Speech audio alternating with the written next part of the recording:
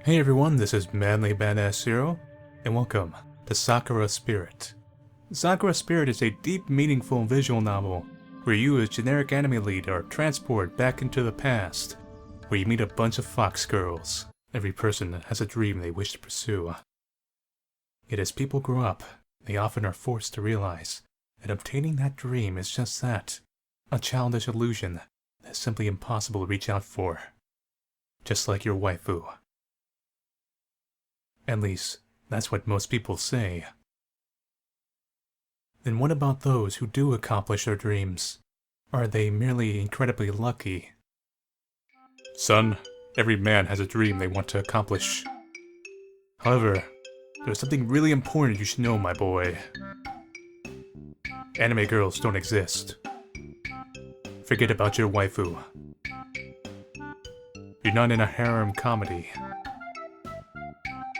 That a real man doesn't give up on their dream, no matter what overwhelming challenges they may face. I still remember those foolish words my dad used to say, yet despite their silly nature, I found myself inspired by them. Ever since I was a child, I was interested in martial arts. It didn't matter whether it was following a match on television or reading a manga about heroic martial artists. It's always been a dream for me to become a martial artist someday. Of course, it was a bit childish to admit I wanted to learn martial arts to be able to be a hero. From a very specific anime. While at my age, I already came to understand superheroes were a part of our imagination, I still held the desire to use my power for others' their sake. I'm not sure if I'm reading that wrong, or if it's lacking commas, or what. Maybe I'm just dumb. My name is Gushiken Takahiro, 17 years old, rising judo star. No, that's not me doing some smug talking. That's me doing some smug talking to myself in my commentary. They call it a monologue. It's what we anime leads do. I'm actually about to take part in a competition 2 weeks from now that could make or break my career at an international level. Of course, I was excited about the opportunity to finally accomplish my dreams and represent my country at a sport that I loved. But the same excitement also made me feel incredibly nervous. While those worrisome thoughts haunted my mind, a familiar voice resounded from outside the window. Is that you, childhood friend? Hi, I'll be right there, Kiyomi. Not wanting to keep Kiyomi awaiting, I quickly dashed toward the front door to let her in, not even realizing that I was still in pajamas. I hope this is not gonna be some stupid I have an erection from morning wood or something joke. Just a moment, Kiyomi. Got to grab my shoes and then we can go to school. Okay, no. Thank God.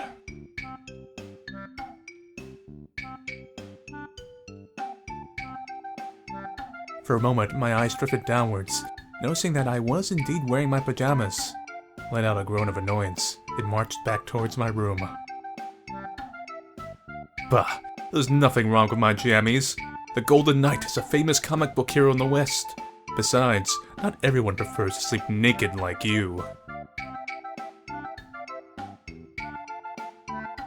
Mumbling those words, I start stripping out of my clothes, seemingly not minding the presence of a girl behind me at all.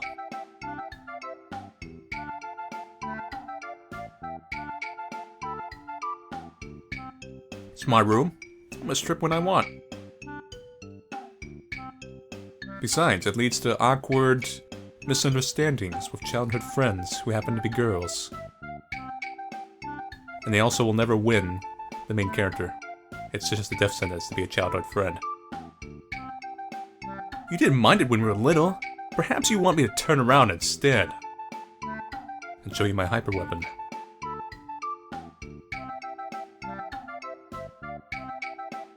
Deciding I had teased her enough, I quickly pulled on my pants and resumed working on the remaining few items of clothing, before I was suitably dressed for school. Besides, I had a reason for being so distracted.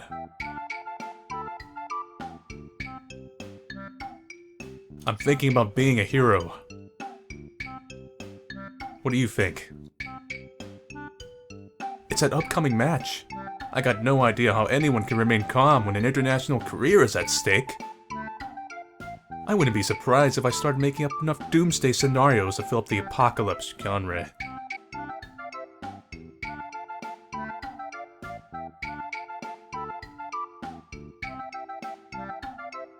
You know, praying was an option in God Hand, a martial arts game. Pray?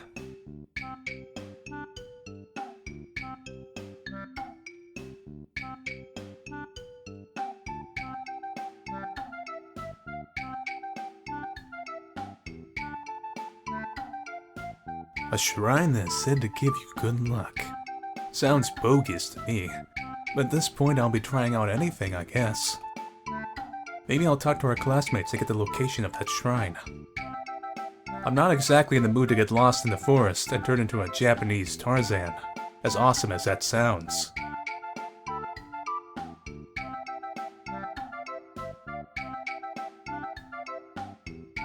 A hero is never too early, nor are they too late. But they do like to rip off sayings from movies, just like this one. They arrive precisely when they needed. But for the sake of missing detention, let us hurry. Ah, shit, she caught him. You see, it's pretty simple actually. Sports and geek stuff pretty much follow the same logic patterns of knowing way too much about certain things and stats. They also both collect useless stuff to clutter the room. And occasionally they cosplay. Let's not forget the Casanova and the Man of Year candidate bits. They're important details. Don't you question me. My day will come.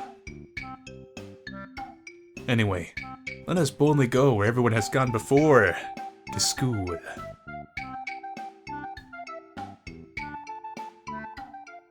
I have you know that reference is still relevant. I am not a nerd.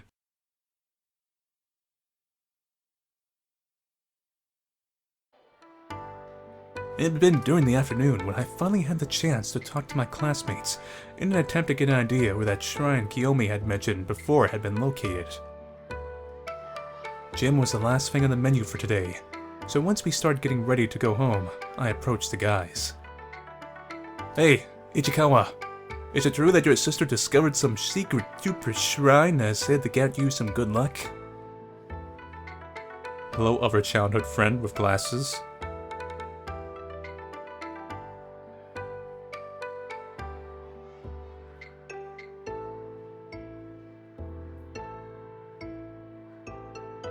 I already got my hands full dealing with Kiyomi. You can keep your sister where she is. Jokes aside, I'm more interested in the shrine. Did she mention where she found it? I didn't know there was anything near the forest aside from the dojo.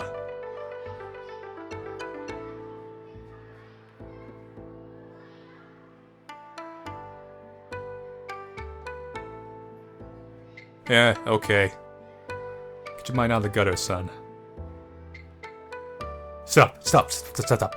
We don't need to hear the details. I doubt anyone wants to hear you daydream about your sister, my friend. Not all of us are ciscons, some of us are whoops. Anyone else who heard about the shrine before? Awkwardly changing subjects. Hello, generic classmate we do not know the name of. Yes, the one and only. There's supposed to be one near a river according to Ichikawa's sister?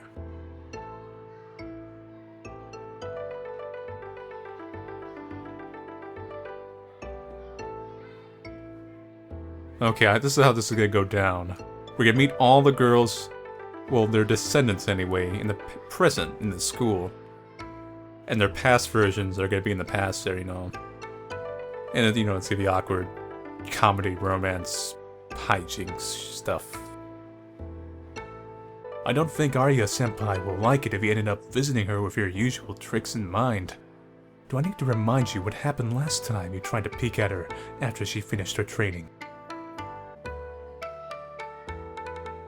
There was blood, sweat, and tears. And fan service.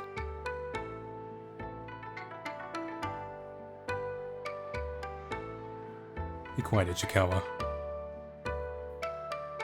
Oh? Then you haven't seen her naked yet? Uh-huh. There we go. Someone call the cops. Peeping Ichikawa has confessed. I playfully patted Ichikawa's shoulder while I turned around, ramming my bag in the process while I prepared to leave. Anyway, thanks for the tip, Ichikawa. I'll let the judge know you were most helpful during the interrogation.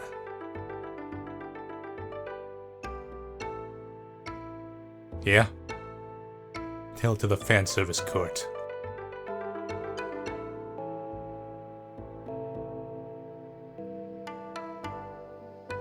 Didn't sign all the anime permits before peeking on someone in the hot tub.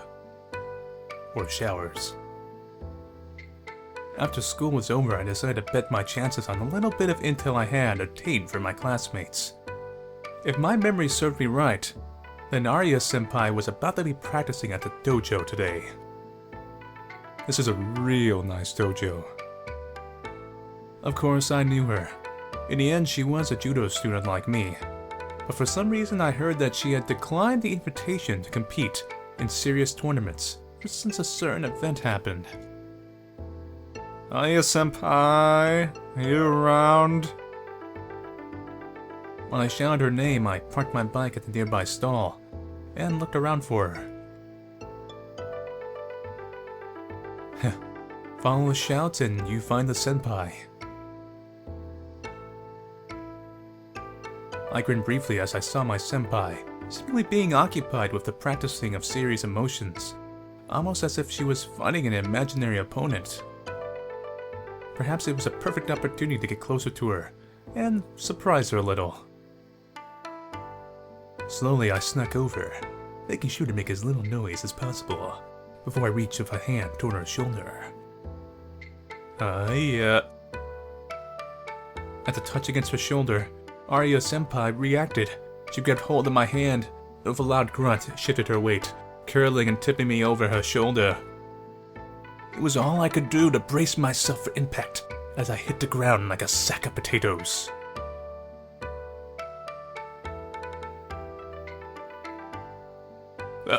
It's alright.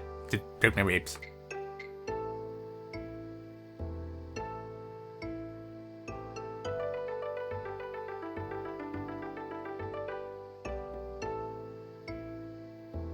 No, I just came here to spy on you. I also need you to tell me the info for this whole plot device, MacGuffin thing, so I can get on the road towards this harem comedy. I actually came here to ask you something, but perhaps a little sparring wouldn't hurt after that.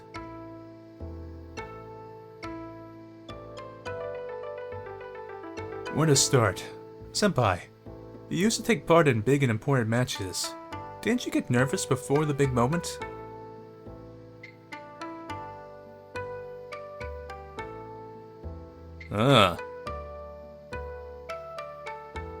Well, obviously I can't go and hide from my match, but some friends of mine made this rather silly suggestion to go and pray or something. Honestly, at this point, I'd take anything if it calms my nerves a little.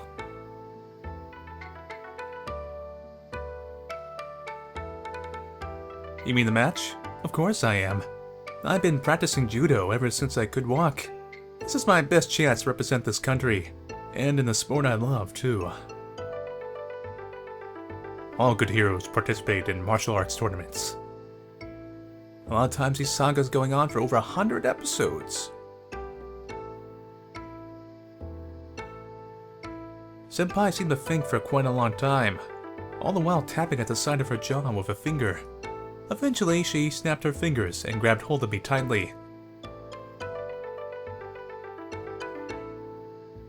Something of worth, huh?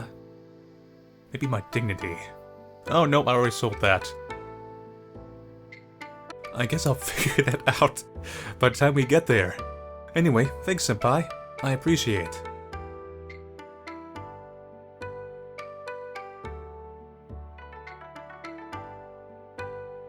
You're not tagging along? Guess it'd be my own adventure to undertake.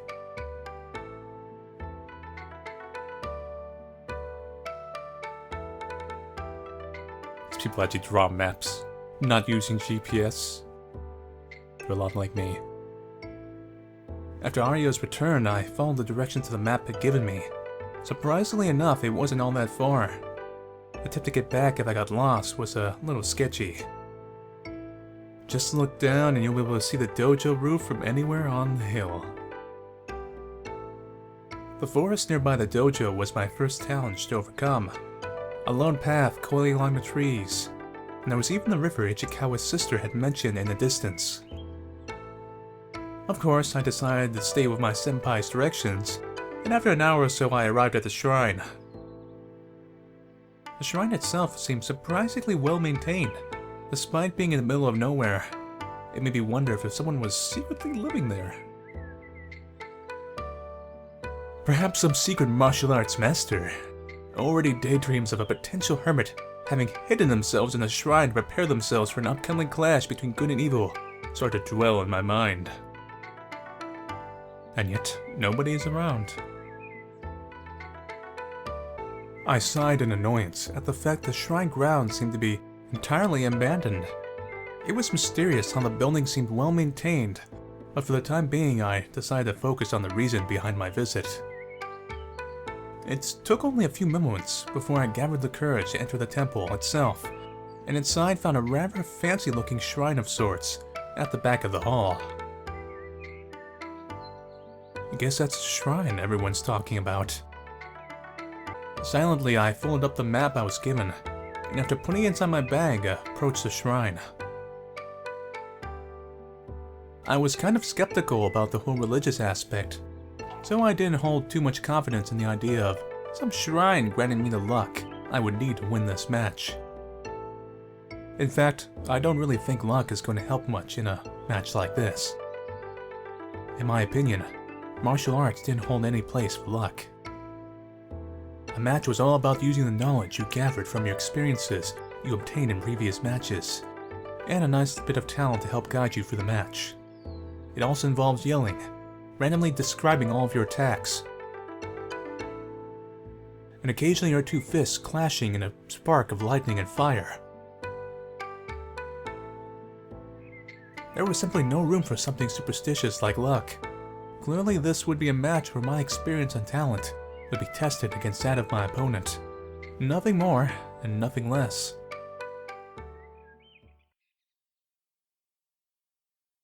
I know that dialogue. Only spiritual, magical characters say child of man. Upon hearing the voice, I looked around, trying to find the source, but there was no one to be seen. Who's there?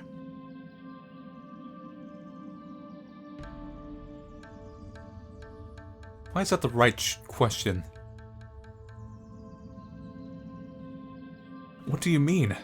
Obviously you're here hiding nearby.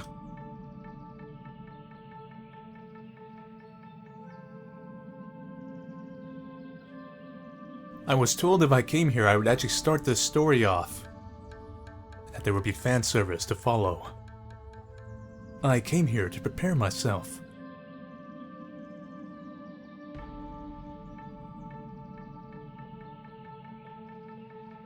I felt a little bit annoyed at the questions, but perhaps if I kept talking to her, I would be able to find out where that girl was hiding. I'm preparing for a competition, a judo match. Seriously, you don't know what judo is? It's a highly skilled combat art.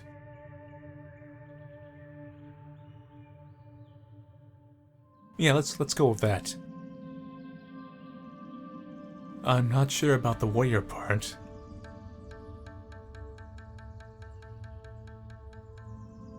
My kin?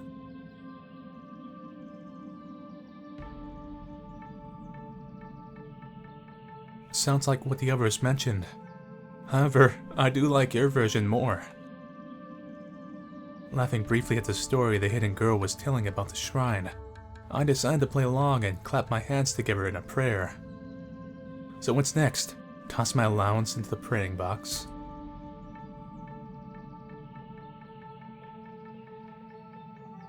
Much more interesting and precious to me. Ugh. As if on cue, the moment the girl's words reached my ears, I felt nauseous, like my head was spinning wildly.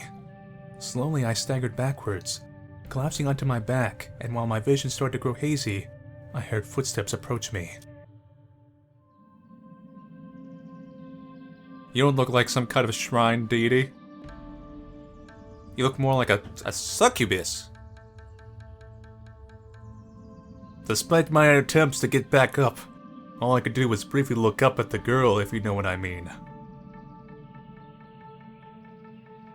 The sight of the horns and tail made me wonder if she was cosplaying as some sort of anime character, but before I had the chance to say anything, my vision was consumed entirely by darkness.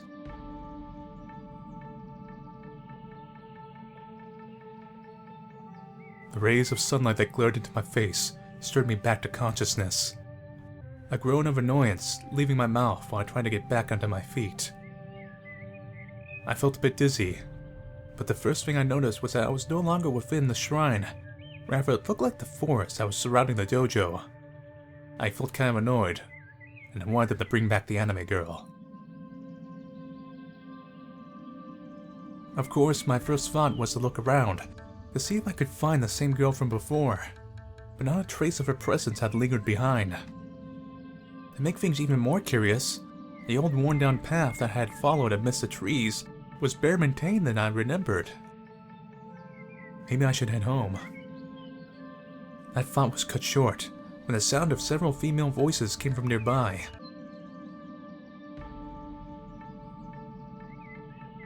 Hello? Are you my love interest?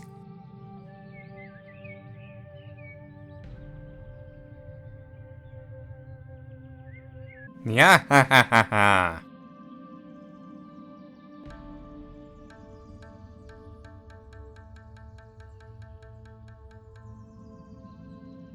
Just when I thought this day couldn't get any weirder, there came the sound of heavy footfalls from the forest nearby. What in the world is going on here, and I want to be a part of it? Just a little bit away from the path I was walking on, I saw a pair of girls being chased by another pair of girls. However, there were two things I noticed that didn't make any sense for me. The first detail was that the girls being chased had ears and the tail of a fox, and the other being that the girls doing the chasing were armed with a katana and a naginata. Please no one make a reference to a certain song. I've heard enough references to that song in over one weekend the last lifetime.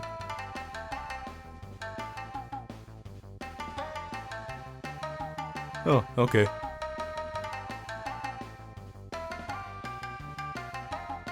So here I'm at, what do we gotta call this thing? We'll just call it Generic Anime Con 2.0. Here's some cosplayers. You know, they roam the streets after night. We got ourselves a...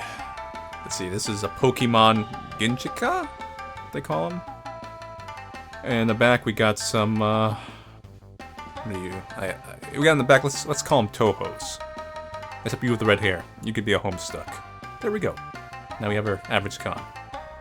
When the girls had run away, seemingly into the direction the shrine was located at, I couldn't help but find myself struggling with the decision to just leave them be. While I didn't know when the world was going on, the fact two of the girls were armed with rather realistic-looking props, for surely they couldn't be real, I couldn't call myself a hero if I let such a scene go by without acting. I'm so going to regret this. Not really. Bumbling in annoyance, I started chasing after the girls. Stop running!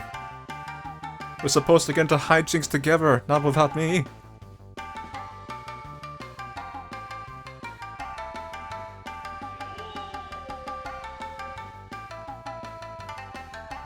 While I was chasing after the girls, I noticed the trees seemingly were getting a little bit denser, making it more difficult to navigate along the path.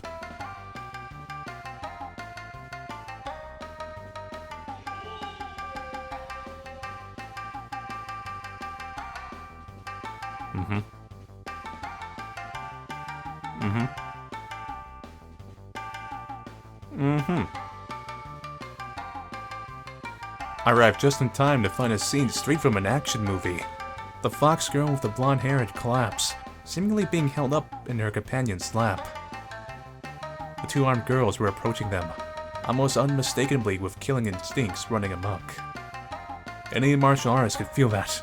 Those two girls were going to be in for a beating if I didn't stop them.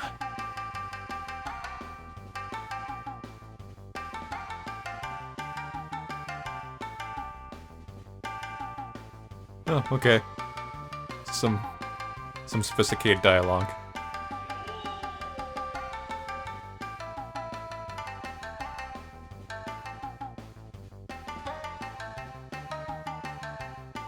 Observe the enemy girl in its natural habitat.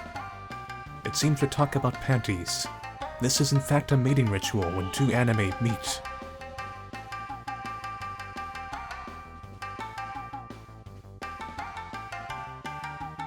Over here we have the fox girl breed. Another spin-off of the anime evolutionary line. Stop right there. However, before I was able to interrupt the conversation, the silver-haired fox girl tossed a pair of objects into the air.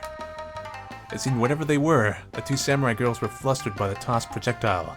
A projectile whose trajectory was heading straight to my face. Ugh, I'm blinded. Toss it. Oh shit. Peeling out the projectiles from my face, I raised them lightly into the air, like a professor examining an important sample, while at the same time the fox girls made their escape. A pink bra and lacy black panties. Oh boy, I just knew this wasn't going to end up well.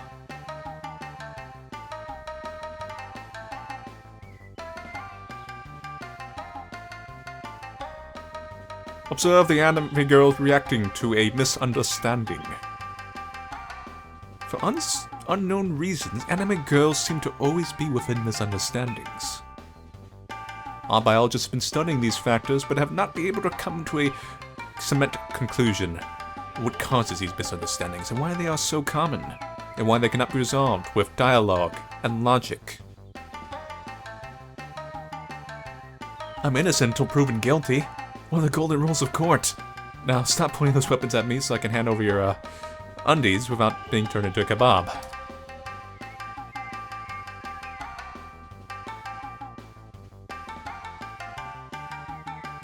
I don't know any of the village guards, and I seriously doubt a cop will go around dressed like that, wielding katana. More importantly, the ground here is muddy and dirty. You're sure I should drop the evidence? I mean, I could, but... Before I could react, the pink-haired woman lunged towards me, the spike of her naginata aiming for my gut. My reflexes caught just in time, and I was able to palm away the spear as it sailed through the air. I struck upwards on the wooden shaft of the weapon, sending it up into the air and unbalancing the woman. I'm not sure if that's actually a naginata. I think there is another name for it. Or it could be a type of naginata, I guess, but I think they did have a distinct name for it because it has that kind of trident shape. And it has a very purposeful use in combat, I remember.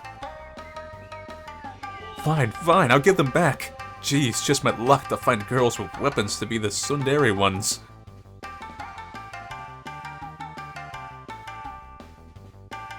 Designed to extend the hand that held the girls' undies, I tried to hand them over. Something that I would soon end up regretting.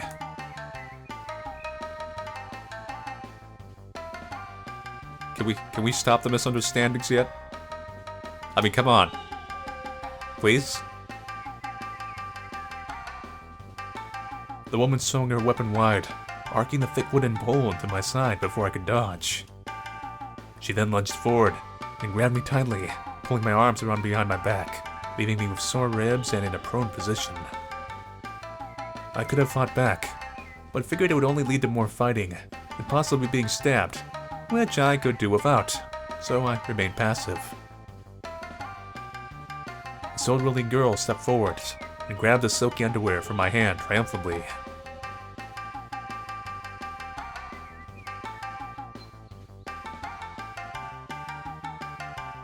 and people wonder why criminals would resist at all costs. Just another day in the streets of America. I mumbled weakly while I watched the girl with the naginata tie my wrists together with some rope she had concealed somewhere. I hope it was meant for actual criminals. And soon felt myself dragged by the duo toward the direction of the city. Surely once we arrive at the city, you two will stop this role-playing of yours and let me go home, right? As much as I like to fool around, I got more important things to do.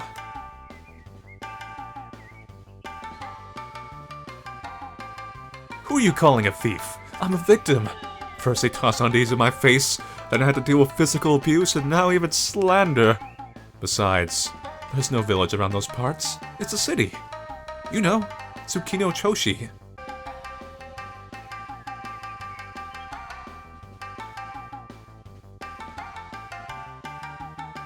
Tsundere, Tyrant. Yeah, I know, I'm pretty good at that. Wait a minute. Why would you know references like that at this time? And that's how I reenacted that terrible Ninja Turtles movie that everyone wanted to forget. The worst part is, I am very not far off at all.